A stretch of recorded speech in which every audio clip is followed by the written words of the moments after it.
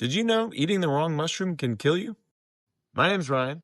That's me. I'm a poison center toxicologist and pharmacist, and every year from May through October, I see someone who gets very sick from eating the wrong foraged mushroom.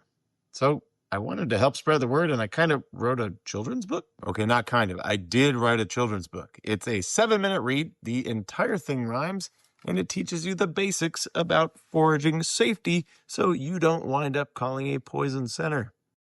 And I'm going to take you through it right now. So let's learn some foraging safety basics with Poisonous Fungus Amongus. Out in the forest, what's that you see? A mushroom stands proudly beneath a tree. But be careful, my friends, don't pick too quick. Some of these mushrooms can make you quite sick. Before we start, what exactly is this mushroom you found? Well, the real story, it begins underground. See, the mycelial network is the real organism. Mushrooms, they're just fruits that release spores to spread more mycelium. They send out their spores, which find a new plot, germinate, grow, and propagate a lot. Then, when mycelium's grown and conditions accrue, they make a new mushroom, and the cycle renews. So, spreading spores is the ultimate prize, and these fungi make fruits of all shapes and size. Some of them start in a veil to protect their structures. And as they grow, that veil slowly ruptures. And finding these pieces of ruptured veil is actually a nice clue for identification. We'll get to that. Many have caps, but others do not. And warts are a thing you will find on a lot. These are remnants of that shell, pieces of that veil that never fell. Other spots you might find are called scale, and they're pieces of cap that are stretched or frail. Many are clean with a smooth, glistening cap. And below caps, you find gills where spores take their nap. Their scientific name? It's lamella. And these gills come in so many styles. Let me tell you, it's important to take note for identification. Free gills stand clear, no touching the stipe. You can see the notch there before the stipe. While adnate look like they are glued to a pipe because they attach to the shroom where the cap and stalk wed. But decurrent, they keep running down the stem instead. Well, many have gills to spread all their spores. Some don't have any. They just use pores. No matter the shape, each mushroom's use is releasing its spores to reproduce. And catching these spores, it can tell us a lot because spore color is a clue to the mushroom you've got. See, each mushroom has colors distinct in their hue. So doing a spore print is a valuable clue, and they are so easy to do. Just cut off the cap, place it gilled down under cover, wait several hours, and you will discover some spores are black, some are cream, some are white, some are green. There's purple and brown and shades in between. There's really no end to the colors we've seen, except our rainbow. One day. But let's get back to the structure of things. Some mushrooms you see have stipes with rings.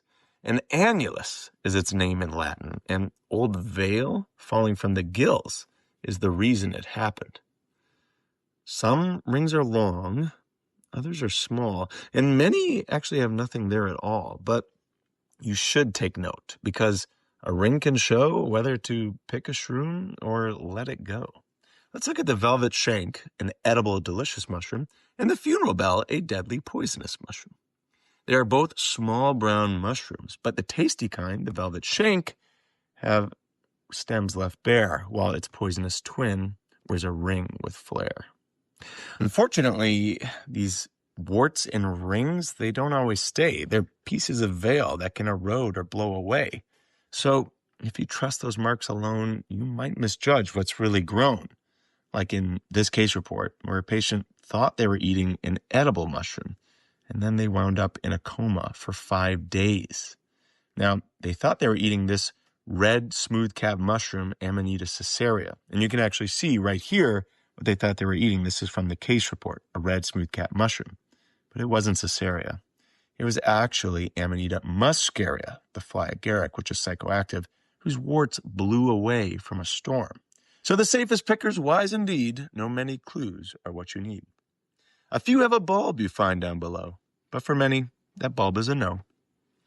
The bulb is called a vulva, and it's a cup at the base. It can also mark one that's deadly, so check just in case. Let's take two mushrooms so alike in feature and frame, you might think they're exactly the same.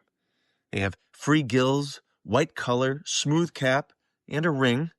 Only the bulb reveals the dangerous thing. On the left, a smooth parasol, no cause for fear. But the right, a destroying angel. Oh dear. So when you're foraging, let wisdom resound.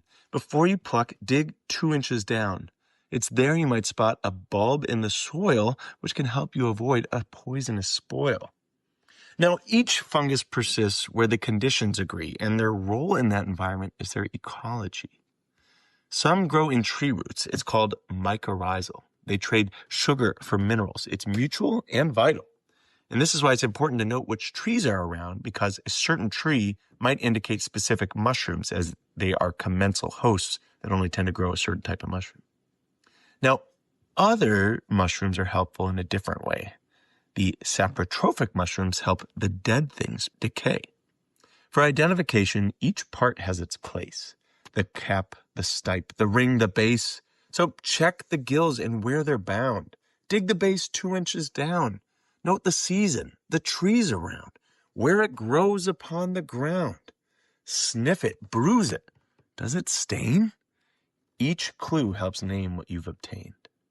Yes, quite often field guides are thick, just to avoid the few that make you sick. But if you ate a mushroom you're not sure about, a poison center will help you out. So don't fret, you're not alone. You only need to pick up the phone. The help is free, and the expert's true. They will know what's best to do. You just call 1-800-222-1222. But if you're foraging without authority, safety is the top priority. If you're unsure, let it be. Not every shroom is lunch, you see. And it really can be hard to tell. Is that a velvet shank or funeral bell? Is that a jack-o'-lantern or chanterelle? To be sure your shroom won't make you sick, learn from a guide what you should pick. Because when it comes to foragers, some are bold and some are old, but none are both, or so I'm told. Okay, that's the whole book. I hope you learned something fun. And if you enjoyed it, you can get your own copy at Amazon.com. You're going to search Poisonous Fungus Among Us, but one word, Among Us, so it rhymes. If you do get a copy, please leave us a review. It'll help us share some of this important information to keep foragers safe. I hope you enjoy reading it as much as I enjoyed making it. Okay, stay safe out there, foragers.